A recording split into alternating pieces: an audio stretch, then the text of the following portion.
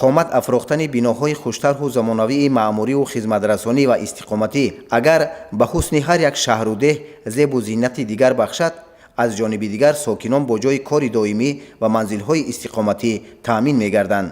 чунин корҳои ободониву бунёдкориро таи солҳои охир дар маркази вилояти Хатлон шаҳри Бохтар ҳамарӯза метавон мушоҳида намуд, ки бо шарофати соҳибистиқлолии кишвар, дастгириҳои ҳукумати мамлакат ва аз амалҳои хайрхоҳонаву ватандӯстонаи соҳибкорони маҳаллӣ дарак медиҳад. дар ин давраи авҷи корҳои созандагӣ бо иқдоми соҳибкори худогоҳу меҳанпараст Амируллои Асадулло дар шаҳри Бохтар сохтмони боз чанде аз иншооти дигар ба анҷом расонида шуда мавриди истифода қарор хоҳанд гирифт. акнун барои бошандагони маркази вилояти Хатлон ва сокинони гирду атрофи он шароити мусоиди хизматрасонии тиббӣ фароҳам оварда шуд, то ки аз маркази тиббии ташхису табобатии даво истифода баранд. маркази номбурда бо таҷҳизоти муосири тиббӣ, ҳуҷраҳои барҳаво барои беморон таъмин гардида, мутахассисони касбии соҳаи тиб омодаанд баҳри беҳдошти саломатии мардум хизмат расонанд. дар маркази ташхиси табобатии даво ошёнаи якум дармонгоҳ, дар ошёнаи дуюм фаъолияти шӯъбаи ҷарроҳӣ ба роҳ монда мешавад ва дар ошёнаи сеюм фаъолияти шӯъбаи амрози дарона. инчунин дар дохили бино ошхона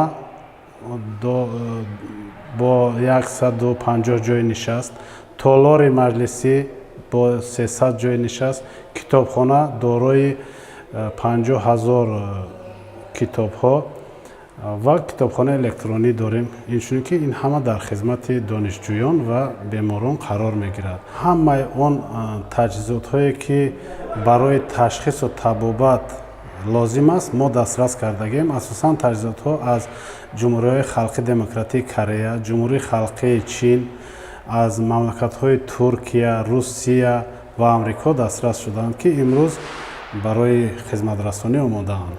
ҳамчунин дар қисмати дигари ҳамин бино муассисаи ғайридавлатии таълимии коллеҷи тиббӣ ба фаъолият шурӯъ намуд, ки ба талаботи замони муосири илмомӯзӣ ҷавобгӯ буда имкон дорад, ки довталабонро на танҳо аз ҳудуди ҷумҳурӣ, балки аз хориҷи кишвар низ қабул намояд ва хатмкунандагонаш метавонанд дар тамоми муассисаҳои давлативу хусусӣ фаъолият кунанд.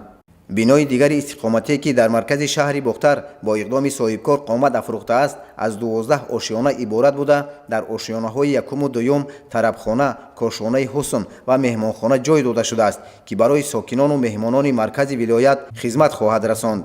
дар вақти ҳамин сохтмонда зиёда 100 нафар коргарони маҳаллӣ иштирок доштанд.